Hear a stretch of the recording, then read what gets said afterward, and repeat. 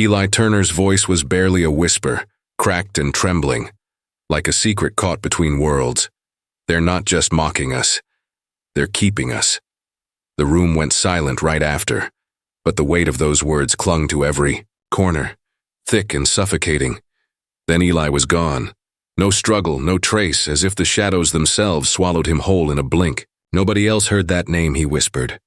The one that didn't belong anywhere in our world, that slipped out like a fractured memory from a past we never knew we had. The thing is, you feel it too, don't you? That cold pulse in your chest.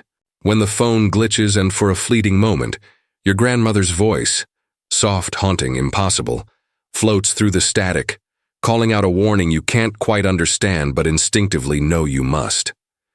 This isn't some urban legend or the fever dream of a tired mind. It's happening right now, just beneath the surface of everything you thought was real.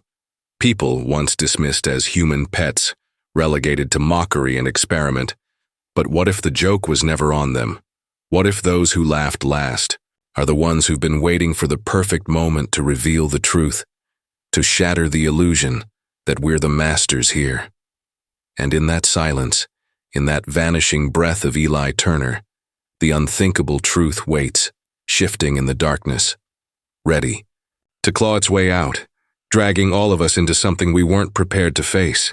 The question no one dared to ask before is no longer a question. It's a verdict. And the moment it's whispered, everything changes. The moment Eli Turner vanished, a strange stillness settled over the city, like the world had exhaled and forgotten how to breathe. But inside my apartment, the silence screamed louder than any siren. I sat frozen, replaying his last words in my head. They're not just mocking us, they're keeping us. The way his voice cracked, so raw, so fragile, made me wonder if I was clutching a shard of something too dangerous to hold. And yet, the more I stared at the empty space where he'd been, the more the edges of my own memory started to fray. Had he really spoken that sentence? Or had I imagined it, tangled somewhere between hope and terror?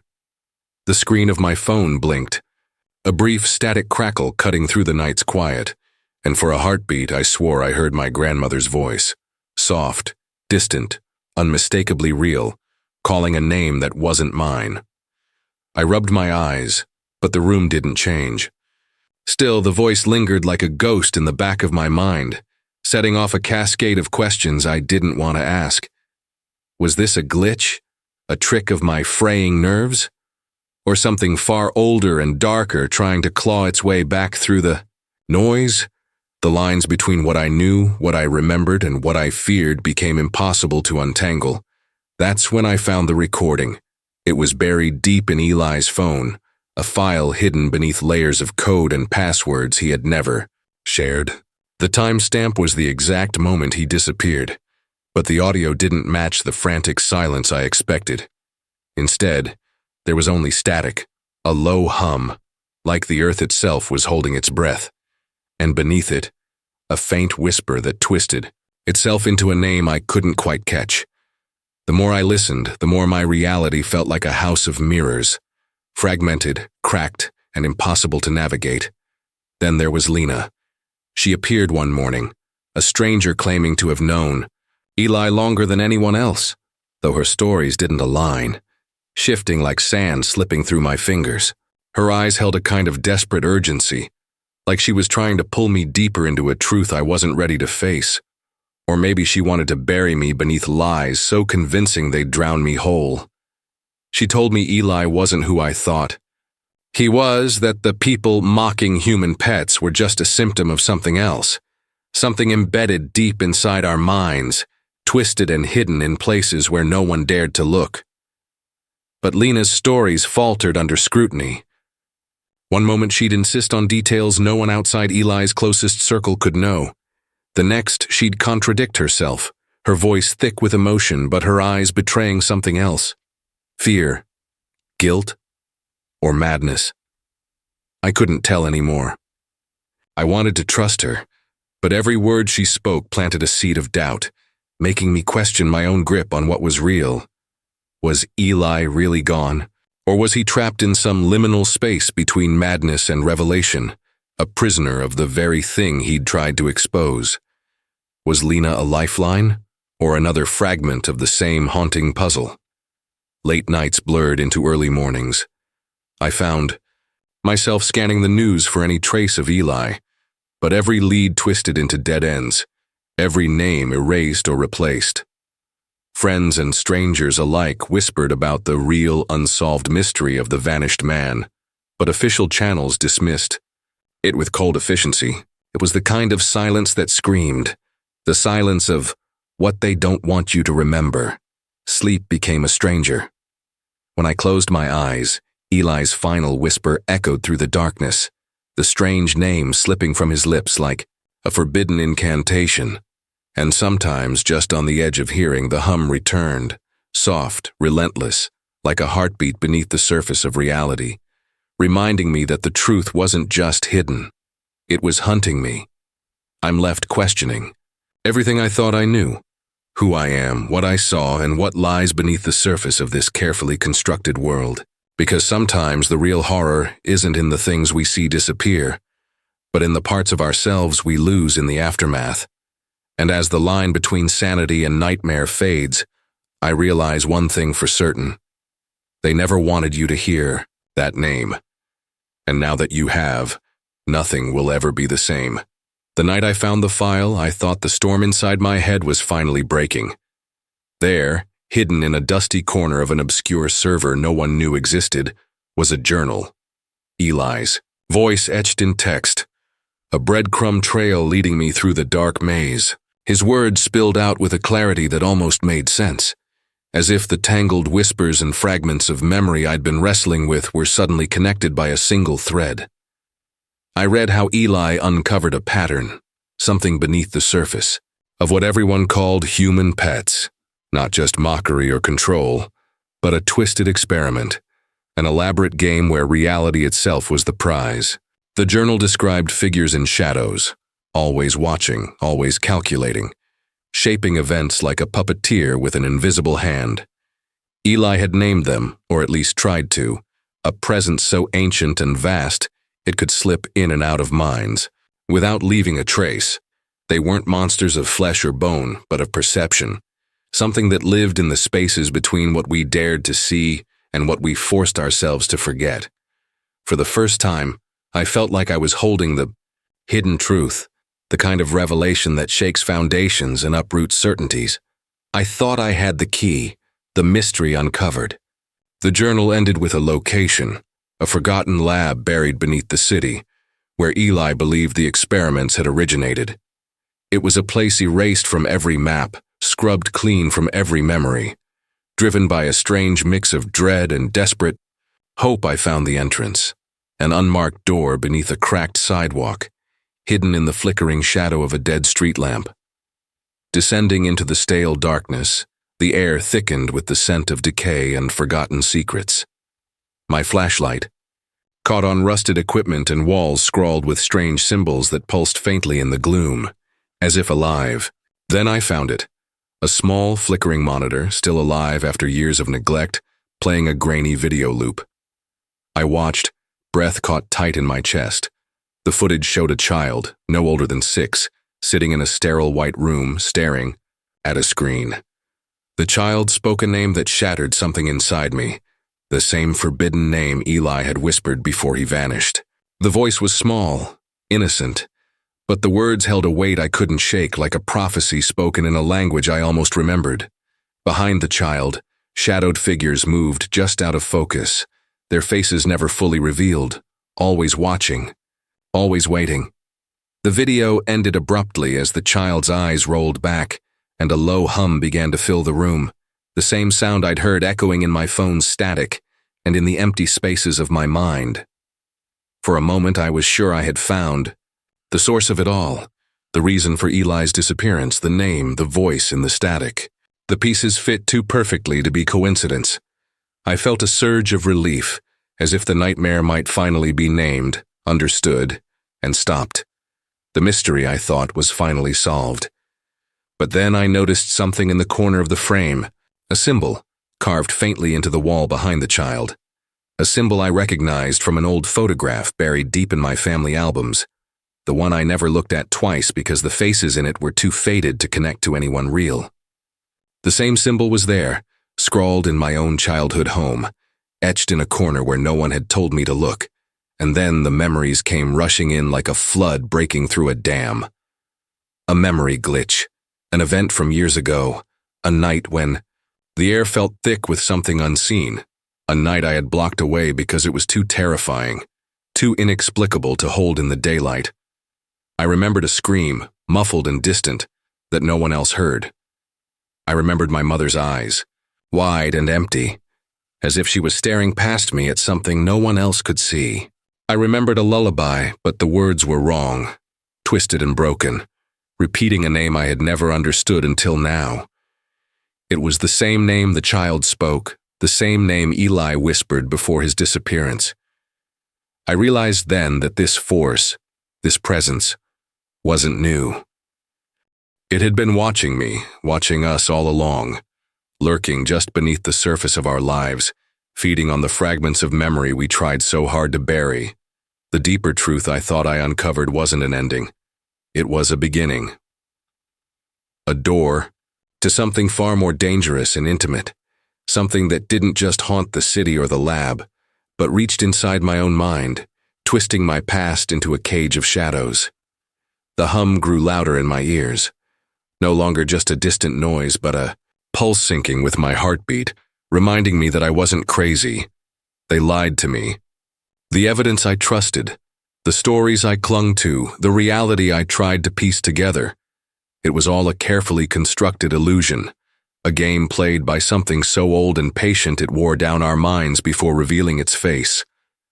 And then, as I stared at the symbol again, the screen flickered and the child's eyes opened. They were no longer innocent but empty, hollow pools reflecting not the room, but me. The child whispered once more, that forbidden name, but this time the voice was mine. The room around me blurred, and everything I thought I knew, the story, the memories, the truth, fractured like glass beneath a rising tide of darkness. In that moment, I understood. The story I thought I was living was just one layer of a much deeper nightmare, one I'd have to unravel again from the beginning, because the real danger was never outside me. It was inside all along. There is no singular thread in this unraveling tapestry, not just mine, but others woven tightly, quietly beneath the surface, their stories flickering like distant beacons in a vast cold void. For weeks after that chilling discovery, the edges of my reality began to crumble in ways I could no longer contain or dismiss as paranoia. The hum I'd come to know was no longer a lonely echo inside my mind, but a broadcast shared across countless, silent corners of the country. I wasn't alone in this. I wasn't the only one wrestling with fractured memories, strange dreams that bled into waking life, or cryptic symbols appearing where they had no business being. We had been silently watching, trapped by the same unseen hand, linked by threads too subtle to grasp, until now. Messages came, never direct, never clear. They arrived like flickers in the static of my phone, brief glimmers of text in languages, half-remembered or coded images that teased the edges of comprehension. Symbols carved into urban ruins, graffiti shaped like ancient runes on walls no one thought to notice, and whispered names spoken in dreams so vivid I awoke sweating, heart pounding, unable to distinguish nightmare from memory. There were patterns, coded in everything from grainy found footage from 20 years ago that the government never released, to anonymous letters dropped into mailboxes in neighborhoods long since forgotten by time. Each message suggested a deeper network, a hidden architecture behind what we were told was chance or madness, a system that fed on the very essence of identity and memory. They were right all along. We were puppets, yes, but puppets aware of the strings, desperately clawing to see who was holding them. And then, amid this unfolding labyrinth of shared experience and creeping dread, a third voice emerged. Neither friend nor foe, this observer existed on the periphery, someone or something that seemed burdened with the weight of knowing too much. They communicated through layers of ambiguity, slipping into my awareness through digital artifacts, fragments of videos, blurred photographs, whispered warnings on frequencies no one else heard. Unlike the cryptic clues and fractured memories that had haunted me, this presence carried an eerie clarity, as if standing just beyond the veil, watching not only me but the entire convergence of broken minds. Their messages suggested a warning, a revelation far too dangerous to fully grasp but vital to our survival. The force behind this was neither myth nor simple manipulation, but an intelligence older than the stories we told ourselves, one that had been harvesting our very selves, molding realities in ways no one dared imagine. What unsettled me most wasn't just the presence itself, but the question it posed. If our memories could be rewritten, our identities stolen or shared like currency, who, if anyone, remained truly themselves? The lines between self and other, reality and illusion, were dissolving under a weight of orchestrated deceit so profound it made me question everything I believed about control, autonomy, and even the nature of consciousness. Was I a victim, collaborator, or something else entirely, an unwitting participant in a narrative written by forces beyond comprehension? And if others out there shared my fragmented existence, did they know the same truth? Or had the force woven their minds into its own dark design? The observer's final message was a fragment of chilling clarity. They watch us in the spaces between thoughts, in the memories you don't own. The past you remember is not yours. The future you fear is theirs. Trust nothing. Remember who you were before you forgot. The transmission ended with a symbol, the same one I'd seen in the lab on my walls, etched into the bones of this entire nightmare. An unspoken testament to the power that had been watching from the beginning. The room around me seemed to close in, the air thick with unspoken threats and invisible eyes, as I realized the story was no longer just mine. It was ours, and whatever was watching had just opened its eyes. There is no comfort in knowing you are not alone when what binds you is a shared unraveling of self. The mystery deepens and the real question remains.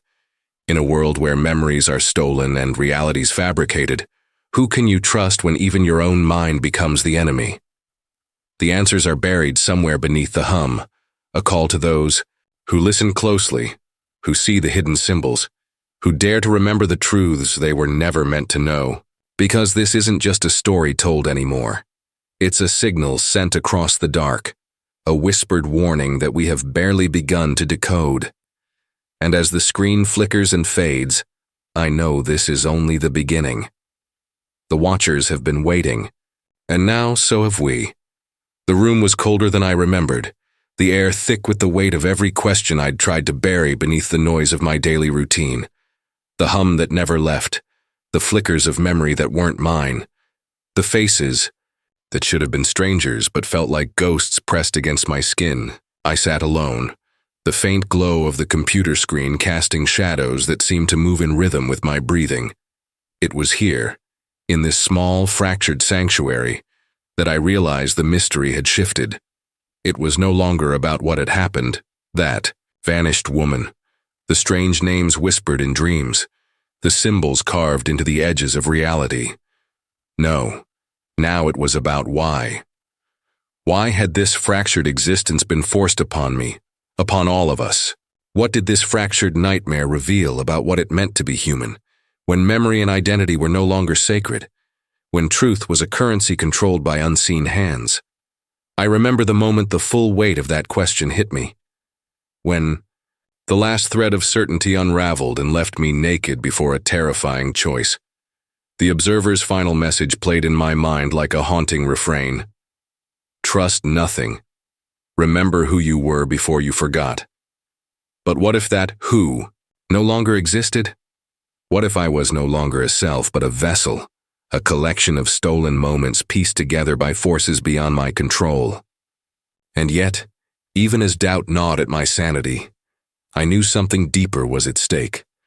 Not just my mind, but the fragile essence of what it meant to feel, to remember, to suffer and love and fear. In that darkness, I faced a confession that shattered every fragile illusion I held. I was afraid, not just of forgetting, but of the truth. Because the truth, I realized, was more than a secret. It was a reckoning. It held the power to destroy the fragile illusion of self, or perhaps to set me free. The choice was unbearable. To embrace the unknown truth meant risking annihilation, losing the fragile thread of identity I'd clung to through sleepless nights and fragmented days. But to reject it was to remain trapped in a half-life, forever hunted by shadows, forever lost in a web of lies spun from stolen memories and broken realities. I could feel the enormity of this decision like a silent storm gathering inside me, the past bleeding into the present, the unknown stretching out like an abyss beneath my feet. And in that moment, the story was no longer about finding answers. It was about surrendering to the terrifying awakening that we are all, at our core, fragile beings caught in an endless dance between forgetting and remembering, control and chaos, truth and illusion. I thought about the others, those silent watchers whose stories wove through mine like spectral threads, and wondered if they, too, faced this agonizing threshold. What did it mean to be human in a world where memories could be rewritten, where identity was a battlefield and the very essence of self was a fragile construct hanging by a thread? The mystery was no longer a puzzle to solve, but a mirror held up to our deepest fears and hopes, a reminder that beneath every shadow lies the desperate need to be seen, to be known, to matter. As the hum whispered in the background and the symbols flickered just beyond the edge of vision, I understood that this awakening was not an end, but a beginning. A terrifying, beautiful beginning. The screen dimmed, and the last words came not as a promise, but a question, a plea, a warning that echoed long after the light faded. Thank you for watching.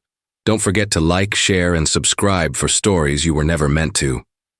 Here, until next time, remember, some truths don't want to be found.